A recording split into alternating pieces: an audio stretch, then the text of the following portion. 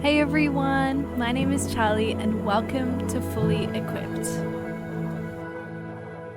Today we get to start studying Acts. We talked about how Luke and Acts are kind of like one book split into two parts, and that's why we're studying Acts now. Luke showed how Jesus brought the kingdom of God to earth. Acts highlights how the Holy Spirit continues to bring the kingdom of God to earth. The Holy Spirit empowers the early church, and we begin to see how the gospel spread out from Jerusalem to the ends of the earth. The apostles and other followers of Jesus receive the Holy Spirit, who fills them with power and authority to preach the gospel and witness to the nations. It's a super exciting book, but it's not all smooth sailing, sometimes literally, because persecution also begins to ramp up. In this book, we get introduced to Paul, who becomes a really major person in the early church and in the whole New Testament. We also read a lot more about Peter. We see how the religious leaders are still hard-hearted and are rejecting the gospel. We read about how God is building his church, and we learn a lot about the Holy Spirit's role in the lives of his people. Luke's writing this book to help answer some questions that the people would have had. Remember that they weren't expecting a Messiah who would come and die. They were expecting a Messiah who would come and conquer Rome. But now Jesus is gone. So what's happening? This book helps to answer three big questions. Number 1, is the kingdom of God only for the Jews? Number 2, will God's kingdom conquer Rome? And number 3, what does the kingdom of God look like? Luke's also showing that Christianity is not a weird new cult. What God is doing through the church is the fulfillment of promises he gave to people like Abraham. There are also a few major themes in this book: mission, persecution, Gentile inclusion in the kingdom, identity, the law, and the end times. So it's a really big and important book, and it helps us to understand the rest of the New Testament. Before we jump into chapter 1, I would encourage you as you study the book of Acts to have a map next to you. There might be one in the back of your Bible, or you can look up an Acts map online. This will help you visualize what's going on, because there are a lot of names of places in this book, and it can be hard to follow. Also, I've added a diagram to the Fully Equipped Instagram page showing how Luke and Acts flow together. Lastly, I would encourage you to ask the Holy Spirit to reveal more of himself to you through this book. Pray for greater confidence in him, the ability to yield to him, and a greater understanding of who he is. Acts is a wonderful book, and through it, God encourages us to join with him in continuing to build his church and spread his word to the ends of the earth. So let's jump into chapter 1. This chapter opens with Jesus returning to heaven. But he's not leaving them forever, and he's not leaving them to just go back to their regular lives. They have a job to do: be his witnesses. Not just to the Jews, but to all the world. And this isn't something that they do on their own. The Holy Spirit is coming. But while they wait for this time, they also choose a replacement for Judas. So this chapter is about how the disciples prepared to receive the Holy Spirit. Luke begins by addressing Theophilus again. The first book that he's referring to is the book of Luke. His gospel was supposed to be a collection of evidence and witnesses to what Jesus did while he was on the earth. Now the book of Acts is about what Jesus is doing through the church. Jesus is still in the story, even though he's not physically present with them. Jesus tells them to stay in Jerusalem and to wait for the promise of the Father, which is the Holy Spirit. But who or what actually is the Holy Spirit? The Holy Spirit is not an it or some kind of force. The Holy Spirit is God. He is a divine person, not just a power.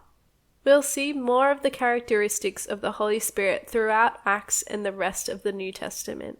But for now, we should ask the question of what the Holy Spirit is for. What is his role in our life? There are many answers to this. so I'll just give a rapid-fire list. He dwells within us and is available to us, whether we can feel him or not. He is the seal of our salvation.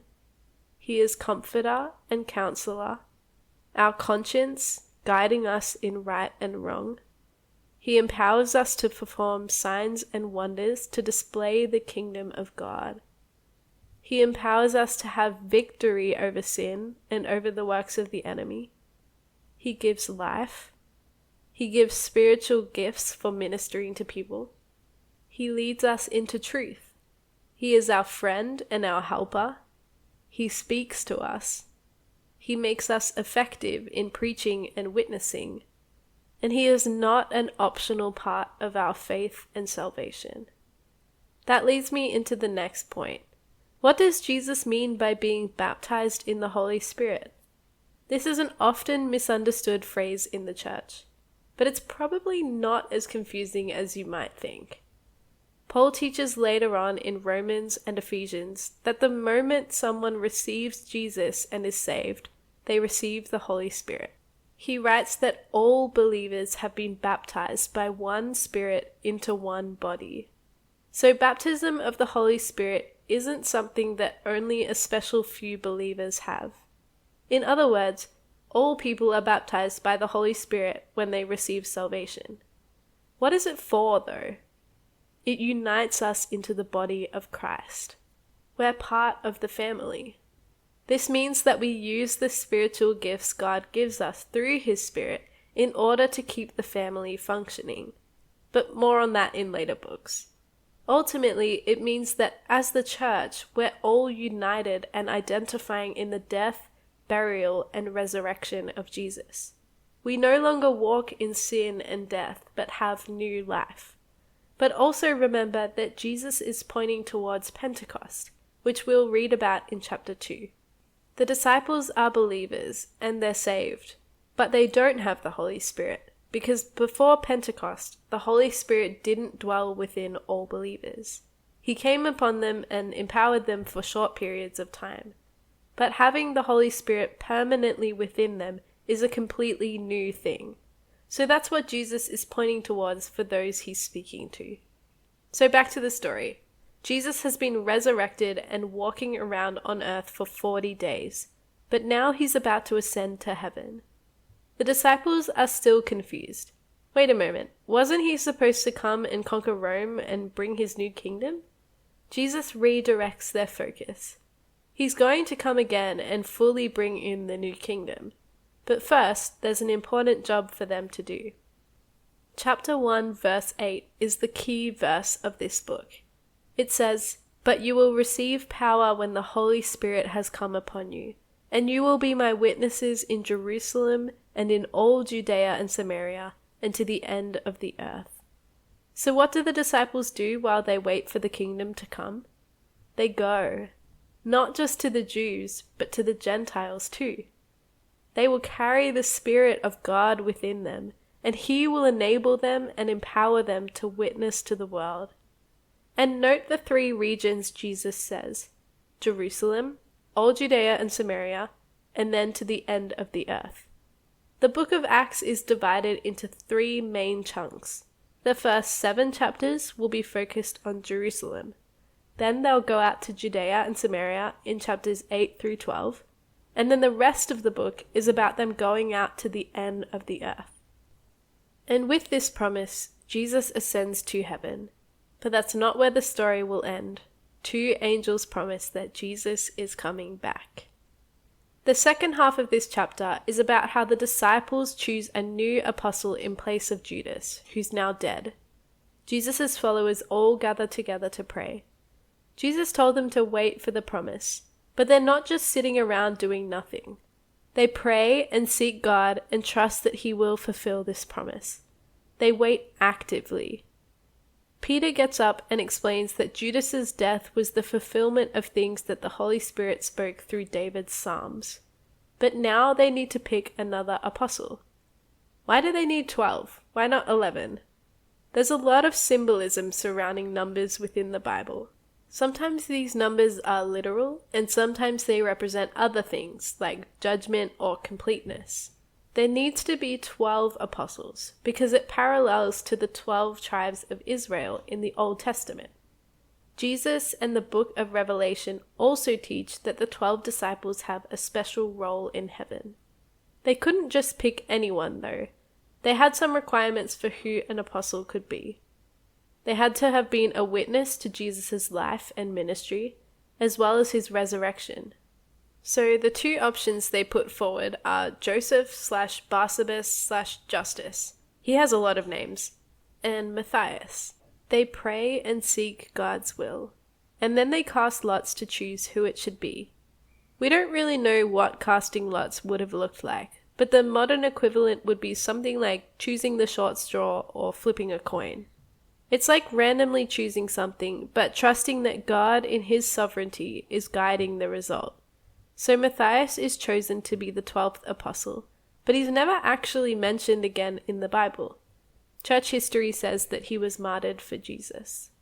So, was it right for the disciples to choose the final apostle in this way? Casting lots was a pretty normal thing back then. But also, remember that they didn't have the Holy Spirit within them at this point, who guides and speaks to us. Nowadays, we do have the Holy Spirit, so it's probably not best practice for us to leave decision-making up to chance. There's a theory that the disciples weren't supposed to choose Matthias, and that Paul was supposed to be the 12th apostle. Paul is described as an apostle in the sense that he carries the same authority as the 12, and was specifically called by Jesus. But this is another thing we'll get to later on. Honestly, we don't really know for certain whether or not Paul was supposed to be the official 12th apostle. The New Testament never supports or condemns their decision to pick Matthias. Ultimately, though, we can trust God's sovereign will. If he hadn't wanted them to choose Matthias, he could have prevented this. So if we're talking about who's going to be that 12th apostle in the new heaven, it's most likely going to be Matthias. But I guess we'll find out. How does this equip us? Jesus tells his disciples to wait. That's something that God might have told you at some point in your life. And I think it's something we've all struggled with. When we're faced with a crossroads and we're not sure what God wants us to do, what should we do? This is a big topic that we don't have time to get into. But like the disciples, if God hasn't told us specifically what to do yet, we don't need to rush into his plan. We just need to be still and wait. Rushing into things often means that we're doing things our way. And that usually equals problems. Also, we have to remember that God is the only one who knows the calling he has for you. Asking other leaders and mentors and friends what you should do is good and healthy, but it shouldn't be instead of asking God. He communicates personally, so keep asking him. Trust that even if you get it wrong, he can redeem you. You're not big enough to get in the way of God's call for your life. Something practical you could try, if you're stuck in a place of wondering what to do, is to try writing out a list of all the dreams you have for your life, big and small. Sometimes our dreams are self-focused and not what God wants, but some of them will be things he's placed within you, and this list can help guide you into taking small steps of obedience. I did this 2 years ago, and looking back on this list highlights that even in a time when I didn't know what to do next, God led me to where I am now.